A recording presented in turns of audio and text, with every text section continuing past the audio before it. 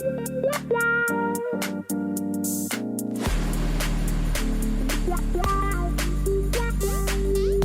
to An Awful World, but not awful like you think. This is the show where we discuss whether we would have discovered important advances in a world exclusively full of Haylies and Libbys. I'm Haylie. And I'm Libby. And today we're talking about alcohol. Alcohol. Blame it on the alcohol. Oh my God, I'm so excited to talk about this. Yes. What a fun topic. And I know. After we've talked about drugs too, we're kind of just keeping it in the same vein, folks. I know. We started out like spooky ooky, and now we're going into like fun. Social fun sometimes things. Yeah. Okay. Drugs are like spooky but can be fun, and now alcohol is more fun, can be spooky. It's the same thing, but it's different. Yes. So anyway, let's dive in, shall we? Yes. So, alcohol also been around a hell of a long time. Such a long time. I'm very impressed with these early Americans. No, I'm not impressed. Mm-mm. Early, I was trying to think of like the early people. I don't know why I was like Americans. Yes, that was so ethnocentric of me. I'm so sorry. It's not what I meant. I'm so impressed with the early humans. Yes. And how quickly they caught on to this, because it's been around at least 13,000 years, we think, possibly longer. And we found the oldest verifiable brewery in a prehistoric burial site in modern day Israel. So the idea of the watering hole has been around a long time. True. I do want to give a quick shout out to animals first, though. Okay. Because they think that alcohol has been around before humanity. Which makes sense. Because animals eat fermented fruit to get drunk. It's a natural process. So, yeah. They did it first. That's right. So we stole it. We stole their idea. I'm sorry. I'm just picturing like a bronchiosaurus just like stumbling around drunk. This giant dinosaur. Anyway. So we have a lot of evidence of like early like beer and wine especially. Yeah. Which makes sense because I think those are probably the more easy things to create, especially wine. Now, I'm not saying it's easy. Don't mistake me for saying that because I don't think it is. But easier. Easier. Yes. So there's also like a lot of mention of the use of alcohol, like in like Sumerian texts, which is like Egyptian, and then also in the Hebrew Bible. What I thought was really funny is like, I didn't write down the verse. I think it was in Proverbs, but it's basically like, give wine to the people who are dying or depressed so that they'll forget. And I was just like, wow. Yeah. Relatable. In this social climate, very relatable. Yes, 100%. So, yeah. Hell a long time. By 500 BC, we have Romans are like, wait a minute. The people over in Britain, which isn't yet Britain, are making cider out of apples. And we like that. We think that tastes good. So we're going to copycat them. And that's like really where it takes off. And then by 1st century BC, it is a part of the everyday diet of most Roman citizens. Wow. Which I think is wild. So it was like cider, but then like especially wine became a part of their diet every day. Now they did dilute it with water, which I think is kind of funny because like we would just never. No. But it makes you wonder like, you know, like this isn't your grandpa's wine, okay? Right. This is like the Romans' wine. Like, what's it taste like? Is it like how strong? Like, we don't know. We have no idea. Which, just really quickly, side note, talking about the wine, do you remember when we were talking about doing this podcast? I do. It's where it all began. And we were at work. Libby and I are in a meeting, like joking about this and talking about the things that we would talk about, things that, you know, whatever. And someone who used to be a coworker of ours said, well, yeah, but with wine, what, do grapes just like grow naturally? in the? Do they just grow in the wild? Yeah. And we were like, yes. And Libby goes, "There's this far off land, Italy." And they are actually known for their wild grapes. And he was like, no, that's not what I meant. We were like, okay. Sure. But yeah, that was like an early conversation of like, like if it was just us in the world, like, would we discover this? Like that was one of the first like conversations that we had. That and like a couple of other topics that I think we're going to get to this season, which is fun. Like really gave us the idea to do the podcast. But yes, of course I remember that conversation. It was just so funny. It was like, do so grapes funny. grow in the wild? And we were like, this is a really easy question to answer. Way to give me a softball. So yeah, I'm just really curious about that though. Like what did Roman wine taste like in the first century? I would love to know. But we'll never know. Sounds strong if they have to cut it with water. I know. But then I'm like, but they're drinking it all day long. That's true. Like they're drinking a lot of wine. True. So, which is interesting because like that is so influential on like Roman culture, especially like in vino veritas, like in wine, there's truth, which is a Latin phrase. But like, I don't know. There's just like, there was so much about wine. Like it was a very wine centered type of place. Yeah. Society. And I kind of like that. But so, okay, I'm going to cut in really quick with something about pirates. Please tell me about the pirates. I haven't even gotten there, but go ahead. And we'll just, because talking about cutting your wine with water and that they're drinking it all day and things like that.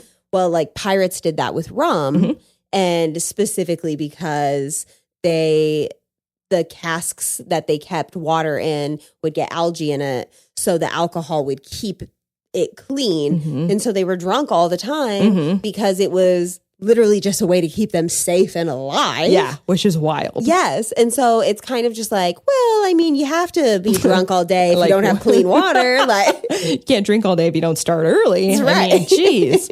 Yeah, that's so fascinating. It's like the same thing with like so many weird, like not myths about pirates, but like seem like myths. Yeah. Come from like actually really smart things.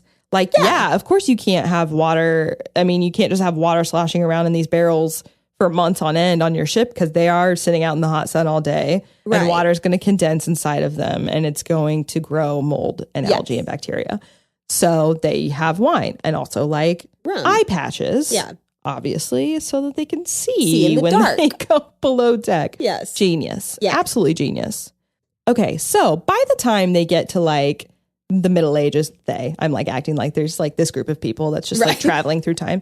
So by the time humans get to the Middle Ages, it has now become a thing where it's like more than wine, like, you know, beer, rum, all of that. Yes. And it is something, at least in Europe, that is consumed every day by people of all classes and all ages, which is wild. Yeah, that's just bold. All ages. So this picture you have in your mind of like the wild ages, the Middle Ages, like medieval times, like being super like, and we're gonna have this like beer and mulled wine. Totally accurate. Yeah, totally accurate in my opinion. So then the Americas, it makes its way to the Americas as everything else did with the Europeans, but indigenous people actually had been drinking wine and you know, they knew what they were doing. They did. They're the lay of the land. Smart. And so then smart. Europeans just like to be like, we're the civilized ones. And I'm actually you're not. Okay, but well, why don't you sit and watch Pocahontas and you just tell me, you know, you think the only people who are people are the people who look and think like you. And that's wrong. But anyway, that's a story for another time. Talked a lot about Pocahontas this week. We have. So by the time we get to the Americas, like pilgrims settle in the Americas and we have like New England. By 1654, so not that long after Europeans settled here, Massachusetts is a state already, or a colony probably at the time. And they're like, guess what? We're going to enact a new law that says you can't do any home brewing, which I wrote down, boo, boo on you, Massachusetts. That's right. That's rude. It is rude. Okay, there is a lot of uncertainties about early life of like settlers here in the Americas. And now you're going to take away maybe the only thing that gives them solace. Right. Rude. Anyway, founding fathers come along, and they were also, believe it or not, which kind of makes sense because it was kind of around the same time, they were big rum drinkers. I don't know why. Not the alcohol I would have chosen. Me either. I was kind of surprised by that. That they were such big rum drinkers that like by the time like 1790 rolls around, there were 140 distilleries in all of New England. Damn. That is a lot. And also this statistic blew my mind. Also by the same time, 1790s, the average person per year would consume 5.8 gallons of rum in a year. God. Isn't that nuts? That's a lot. Almost 6 gallons. Almost 6 gallons of rum in 1 year. I don't think I've even drank that much rum in my lifetime. Well, me either. I do like rum, but like I just don't drink it a lot. Not my favorite. I get that. You don't strike me as like a dark liquor kind of person. I'm not. Yeah, you're like a clear, like a vodka or tequila girly. That's fine. Or like a gin. Yeah, there's nothing wrong with that. Those are all great alcohols too. But then whiskey taxes happen. And like, look, when Britain taxed our tea, we got frisky. Imagine what will happen when you try to tax our whiskey. And if you don't know, now you know.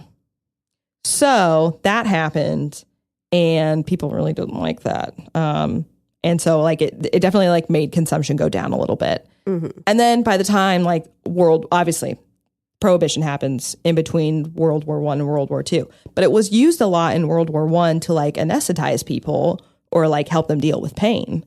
Yeah. Which makes perfect sense because alcohol is going to clean a wound out just fine. I don't know. We're going to dip a rag in some like bourbon and shove it in your mouth, and hopefully you just suckle on that while we do whatever. Right. You know, your leg has been blown up. So we've got to deal with that. So a little bourbon will just, clear that right up. Right. And then prohibition. So I think, I just blew through like literally thousands of years of history in just like a second. Yeah. But it's such a like a long, fascinating history. And I think it's so funny how it like apparently started out as like they would use it in like religious ceremonies and things. Right. And like you think of like even the Catholic Church, like they, still use wine in their religious ceremonies. But it's also been like really demonized by religions like nowadays. Yes. Which I think is so funny. Which now here's something that I think maybe like plays into that is like when you think about religion and alcohol and things like that, like you think mainly wine, first of all. Yeah. But then you also think that like it's so old that things were probably a little cleaner back then. Yeah. But then you get into like newer alcohols like newer compared to like wine and beer. Yeah, wine and beer. But so like Ty and I went last year when we went to London, we went to the Beefeater Distillery and they have, it's really cool, highly recommend. But when you go in, you actually go through like a gin museum. Ooh. Before you get to like the distillery part. And they have like on the walls, like written, like blown up versions of like handwritten original gin recipes. Oh, that's cool. And they were using turpentine and like sulfuric acid to make gin. Yeah. And so you're like, oh. So it's kind of like, I can see how then religion would be like, hey, maybe don't partake in this. Right. And like they had this very famous drawing, which I can't think of what the name of it was, but it's like this woman and she's like drinking and her baby is like falling off like the stairs next to her, like landing on its head. And there's like people dying in the background, like being stabbed and like falling off of things. And like everything is just like madness. And it's like because apparently at that time, like in the UK, everybody was like drunk on gin all the time. And so interesting because it was like new and like amazing to everybody, but everybody was brewing it themselves. Yeah. Nothing is regulated. They're using turpentine to make gin. And so like people were just like letting their babies die because they're so drunk that they're not doing anything. I mean, that kind of stuff. So it's like, I see how going from like, hey, have a little like wine with your dinner to being like, yeah, drinking turpentine all day. Like all day long. I can see that's how totally good for you. You're going to live forever. Yes. I can see how maybe like religions would be like, maybe don't. Well, I think what's interesting is that, like, in the United States, when Prohibition happened, which was obviously a very religious movement. Yes. Like the very much like temperance type, people of like Bones. Is that what you're going to say? I just feel like you were like Temperance Brennan. No, but I do. I was going to say it's a dumb move. It is a dumb move. Money wise, stupid. Well, yeah. It also backfired. Yes. Because I love distilleries. It's so fun to like tour distilleries, and I like bourbon a lot. And, being in Indiana, we're very close to bourbon country. So I've gone on a lot of distillery tours. One of the best ones is in Louisville at the Evan Williams. It's like a bourbon experience. And it's my favorite because they act like it's Prohibition, time. And you have to go up to the door and knock and give the secret password. And they talk to you like it's, 1929 and whatever. It's super fun. But this is where I learned about when Prohibition was happening. They had these people that were called rectifiers, and rectifiers would add things to the bourbon, quote unquote bourbon, to give it color, like tobacco juice, sawdust, all kinds of other things. Sawdust. Just to give it that color, to make it seem like it was this like bourbon product that's really just like, it's like White Lightning, but like with tobacco juice in it.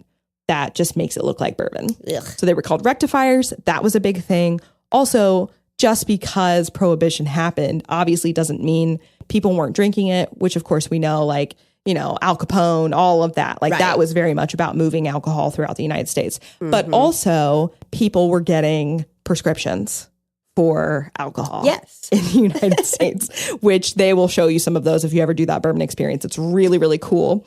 So it just kind of backfired. So by the time like Prohibition starts wrapping up here in the United States, they came up with, specifically for bourbon, it's called the Bottled and Bond Act. And that is what like regulates it and actually makes it like so much safer and better for people than what it was. Like what you're saying, just like, we're just going to put a little turpentine in here and like, yum. No, thank you. No, don't put your tobacco juice in my drink. Thank you. Nobody wants that. If I wanted that in my drink, I would chew it and spit it in myself. Yeah. Okay. Thanks. Yeah. So to some extent, I do get it. Like why Prohibition happened.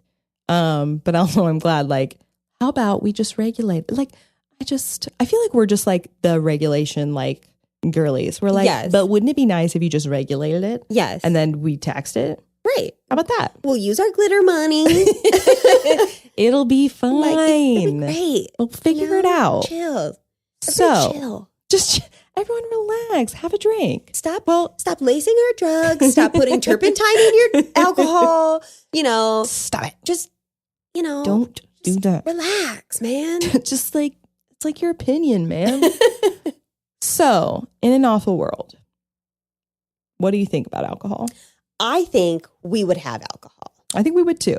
I don't know that we would have certain alcohols. I think maybe we'd have different alcohols. Okay. Because something I was thinking about. Hear me out.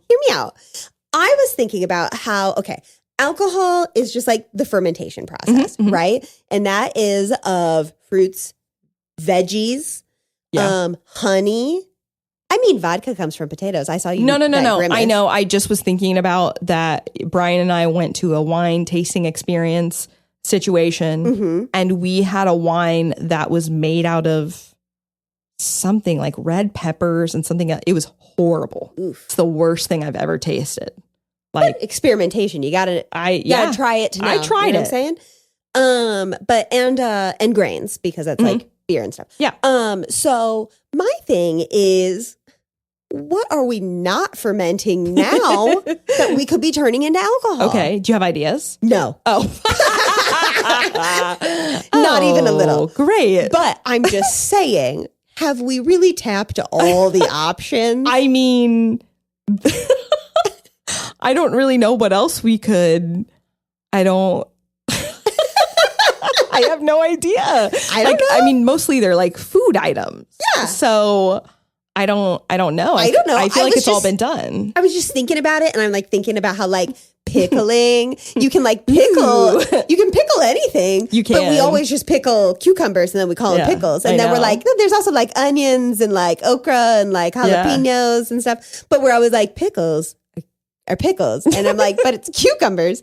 But we're never like, oh, a pickled cucumber. But anywho, so, the whole point is.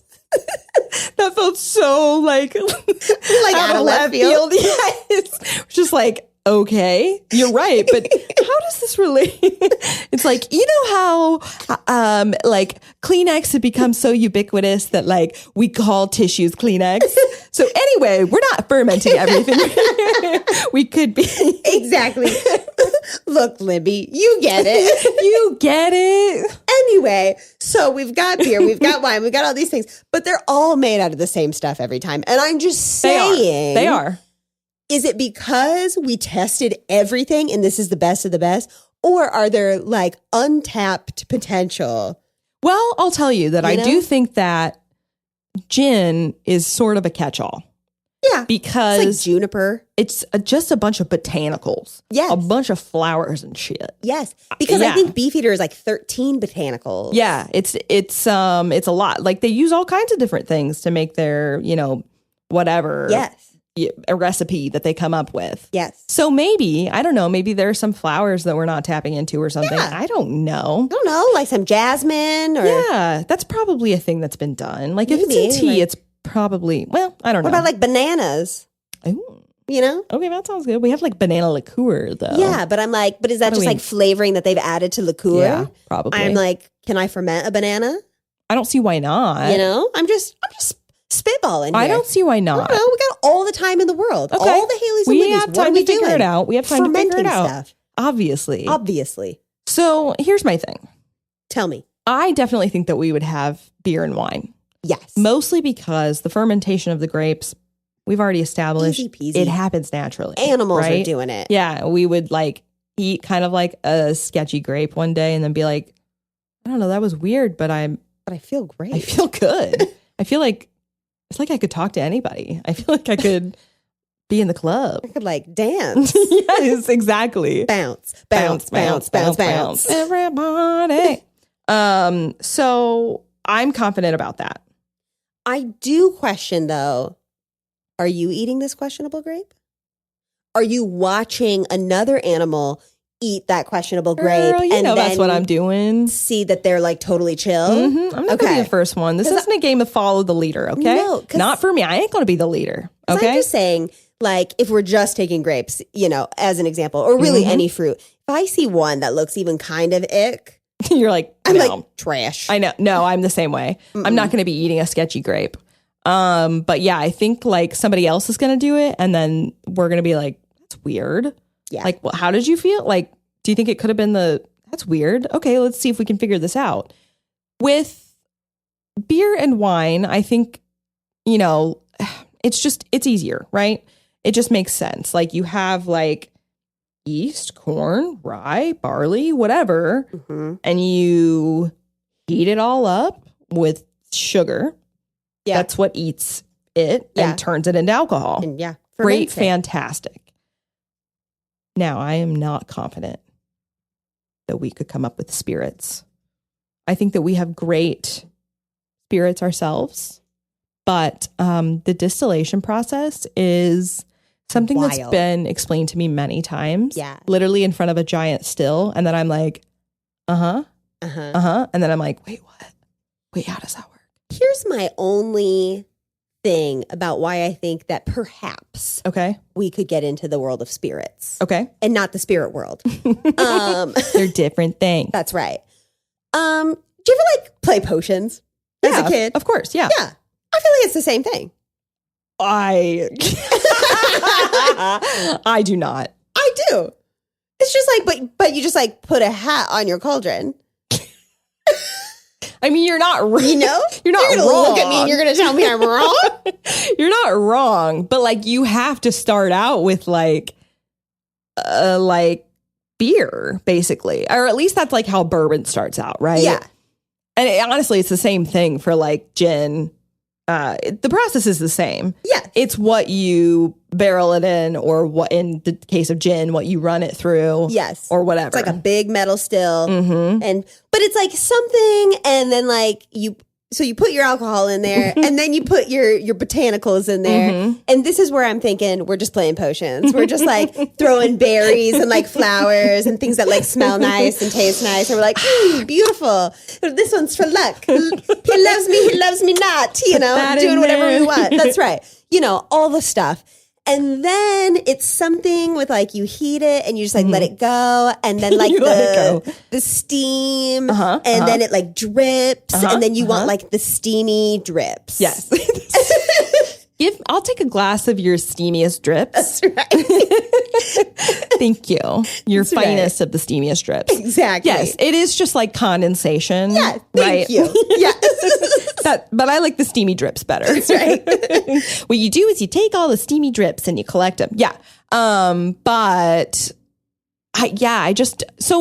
fine. Let's say even we could come up with the process of distillation. Now are you going to be like, what would happen if we put it in an oak barrel? No. Exactly. Well, you know what? Actually, yes. Because what happens when we... She's confident. I am confident. We're doing this one.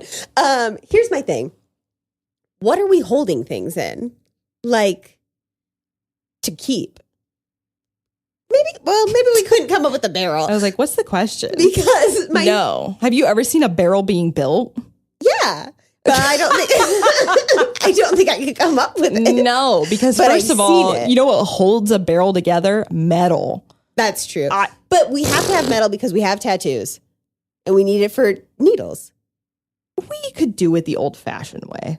Look, do you honestly see a blacksmith, Haylie or Libby in the world? Yes. You see like a... Girlfriend loves herself a hobby. You see yourself like Will Turner in Yes. Pirates of the Caribbean. Yes. Making the finest swords. Oh, absolutely. Interesting. Mm-hmm. We've already You don't want to be near the fire, not even to smoke the No, we already said that I want to be near the fire because it's going to be warm. But you don't want to I don't put it near your face. Lips. I know. I'm all right. I don't want to put it in my mouth. All I'm right, not a fire all right. breather. So anyway, barrels. So maybe we have barrels. Maybe we don't. Maybe we just have like big clay pots. I don't know. But anyway, we have to store it in something. And then you just forget about it. But a big clay pot isn't going to give it any flavor. Well, I know, but then like, what if something else was in the pot? We just like throw some wood in the pot. I don't know. Ew. I don't know, Libby. I'm trying to come up with things. I just don't know. I'm just the whole. Also, you can't say ew because that's the same thing as a barrel. No. I know. So I've thought about this a lot. Every time I go on one of these distillery tours, which is a frequent event for me, I am just like, how did anyone figure this out? I know. Like I have no concept of how they were like, okay, let me think through this. But it's the same thing with like, I don't like, do you think that we could figure out like, no. Well, and I guess like I have a question about going back to barrels. Okay. So you've got all your wood slats for a barrel. They're called staves. Thank you. And then you've got your metal circles. And then I don't know what those are called. You like push them all together. And then it's like, what's sealing that?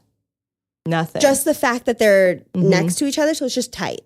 Okay. Yeah. But then also like, okay, if I'm outside and it's raining and there's a piece of wood next to me. Okay. I guess I don't need to Very be there. common event. This happens all the time. Yeah. Just me and a piece of wood hanging out in the rain. Just a regular day. Picture it. Anywho, the wood is getting like very, very wet. And you can smell it. Going to be, no, but it's eventually going to be like completely saturated. Soft, yeah. So like, how's the alcohol not just seeping all the way through? I don't know. That's a good question. So are you like dipping it in wax first? At least for bourbon, okay, they char the inside of the barrel first. Okay. That's a requirement for it to be considered bourbon. So I don't know if that char is preventing it from seeping through. I'm not really sure. Like if it creates a little like barrier or something? Yeah. But also a big thing about bourbon, the whole reason that like Kentucky is like bourbon country is because of the climate. So like there is a portion of the bourbon that will evaporate through the course of this process. That's like called the devil's cut. The angel share. Oh, okay. What's in the wood is the devil's cut. Gotcha. Okay. Yeah. The angel share, give it to the gods. That's for the angels. It's gone. And it's like quite a percentage of it that becomes the angel share. But yeah, the devil's cut is what's in the actual staves themselves. So I don't know if at some point they just become so, I have no idea why, or is this like the wood we use not super porous? I have no idea. That could be. It could just be like a really hard wood. Because again, with bourbon, it has to be an American white oak. Okay. So now something that I thought was really fascinating, because when Ty and I went to London, then we hopped on over to Ireland and we went to the Jameson distillery over there. It's just Jameson, right? Yeah. Yeah. Okay. And so we're at the Jameson distillery and they use, I think, some new barrels. Okay. Yeah. But then they also use old wine barrels because they're like, then it gives it the wine a different flavor. Yeah. And so it's like what sherry is. Yes. And so they use like different barrels for different things to give, blah, blah, blah, blah, blah. But with that, so I'm like, so are we burning the insides of all barrels? Because that doesn't seem like it would lend itself greatly to like wine. No, it's definitely, you're right about that. To reuse it. So I'm like, what is the Maybe barrier? it is just not super porous wood. Yeah. That's like absorbing all of that. Man, should we take a barrel making class? That sounds awesome. It actually kind of does. I would be really into that. Well, I'll tell you, in Louisville, again, I've been on so many of these. There's a tour for Old Forester, and they make and char the barrels in-house. How fun. And you can watch them do it, which is really cool. Like, it is such a strange thing to watch them put all the staves together and, like, fire it up and, I don't know, do whatever they do to it. So that is really cool. But, yeah, I don't know. That's a good question. I mean, I see what you're saying, that eventually it's going to become super saturated and then super soft. Maybe there are just some types of wood that don't do that. Yeah. I mean, houses were built from wood for true. A long time, and they are like subject to the elements. That's true. So, are you thinking of plywood? Could you possibly be thinking of cardboard? I'm kidding. No. I'm kidding. But yeah, I don't know. But like, I mean, when you grill and stuff, like that imparts flavor from from the wood. From the wood and things like that. If you do smokers. So, yes. So I'm like, I don't know. If we only have clay pots, if we can't figure out the barrel, we could just be like, maybe a little wood. What if we add something to it and see what happens? Yeah. Don't have to say ew to my... No, it was more just like splinters in my throat. Like, oh my God. That's where my mind went. We're back on needing some cheesecloth, damn it, because we got to really strain this. Yes. Fine. That's right. Fine. That's right. Yeah. So, I don't know. I'm just saying. I love how optimistic you are. I feel very optimistic. You've made me less optimistic about our barrel making capabilities, which really puts a damper in some things. Also, what's sad about that is the term a buttload is a wine measurement. Really? It's like a barrel of wine is a buttload, I'm pretty sure. I love that. Yeah. Bring that back. So, I mean, if we can't make barrels, then we'll never have a buttload. So, I mean, it is like some of the best wines are definitely put in barrels or like barrel aged. Yes. Like Chardonnay is almost always like oaky. Yeah, but you know what? I don't like a Chardonnay because I think it's like, too oaky for you? Well, it's like very buttery and I'm just like, I like that. not so into that. Yeah. I like something that's like crisp and makes me go, ooh. Like a Pinot Grigio. God, I fuck with a Pinot so Grigio. into a Pinot Grigio. Oh, me too. It's Man, my I wish I had one right favorite. now. So crisp. I wish you would have said something. I would have brought some over.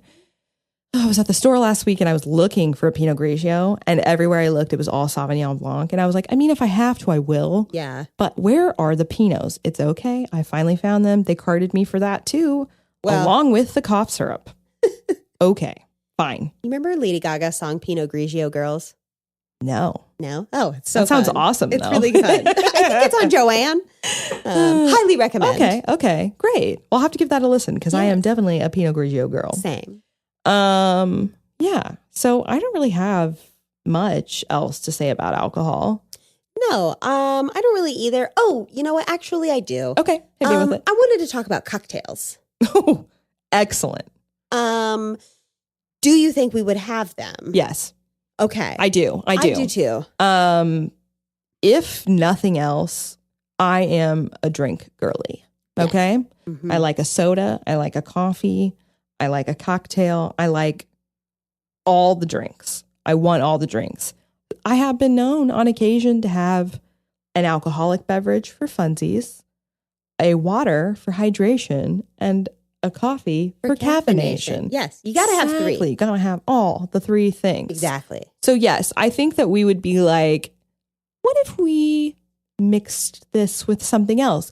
Because I do think I like bourbon. I like to taste bourbon, but I will never be the kind of person that just sips on straight alcohol. Not even a little just bit. Not my vibe. Mm-mm. Like if it's wine, I can just drink wine. Like that's cash. Yeah, or beer. But, yes. Well, I don't. I know beer. you don't That's like gross. beer, but I That's do. Disgusting. I don't see the point of it, and I think it's peer pressure. Everybody thinks they're just trying to be cool to the person next to them, and nobody really likes it. That's 100% until you start to like it.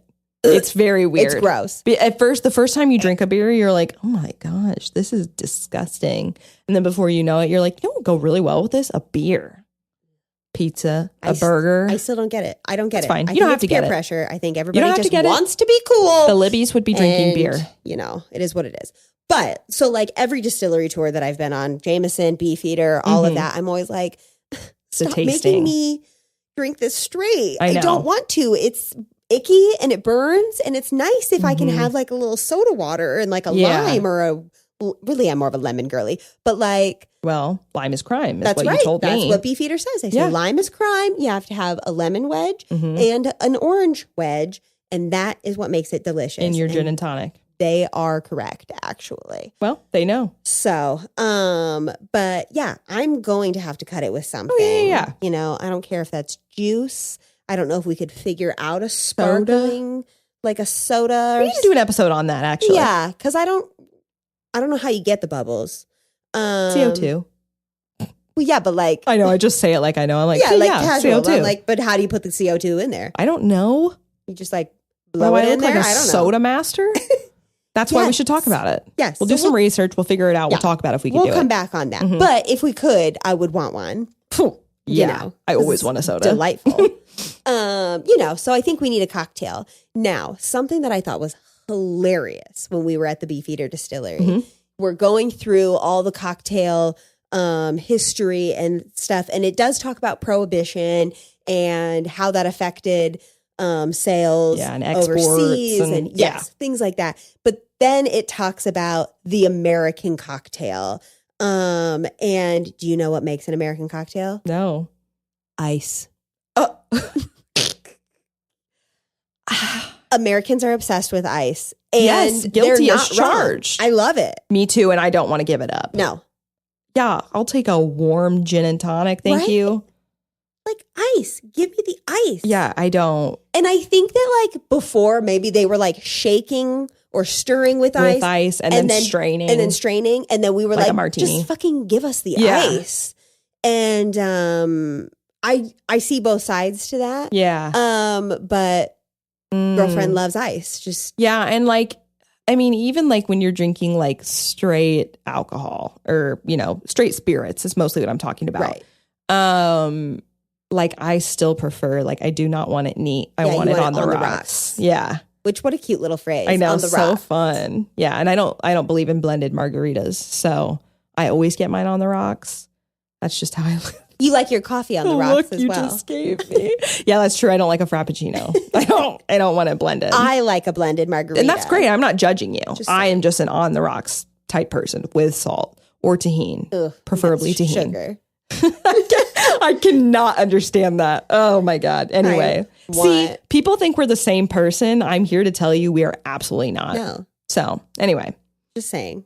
But anyway, I just thought that cocktails were interesting. Oh yeah, for sure. And I definitely think that we would come up with cocktails because we're going to want to cut it with something. Yes, because the effects of alcohol, great. The pure taste of alcohol, not really my jam, actually. And honestly, it's probably like why. I'm sorry, I'm just thinking about ice again. It's probably why I'm not a huge red wine drinker.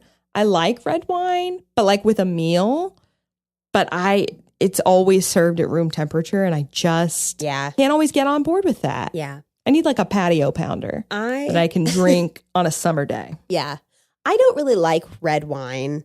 But fun little fact about red wine, about wine in general, is that white grapes can never make red wine, but red grapes can make red or white wine. That's crazy because you'd think it'd be the other way around. Mm-hmm. Well, it's because of the skins. Oh, they take the skin off of it. Yes. So interesting. White wine, they skim all the skins out. And then for red wine, they leave it in. And so it's the red coloring that gives it that. Because if you like peel a grape, it's not red on the inside. Yeah. So that's what it is. And that is why red wine has that like cat tongue flavor. It's from the skin. Like if you ever eaten grapes that have like a thick skin on them, no, that and makes then you're perfect like, sense. That's where it's from. Oh my God. Yeah. Wow, that makes total sense to me. Yeah. Like, I don't know how, but it does. I can like feel that in my mouth right now. Interesting. Yeah. Wow. You learn something new every day in an awful world. I learned that in a college class. There are a lot of things you wouldn't learn in an awful world, but that's one of them. So. Yeah. So anyway, well, I think that's all we have to say about alcohol. Yeah. That was a fun one too. I really enjoyed that one. Yeah. Before we sign off, did just want to remind you that we are on Patreon. So hop on over to Patreon and check us out. It's patreon.com/anawfulworldpodcast. Don't forget that awful is AWFHAL. Lots of exciting, fun things over there. There's 3 tiers, different gifts and things that you get from the subscription. So check us out over there. But until then, we hope your day is simply awful.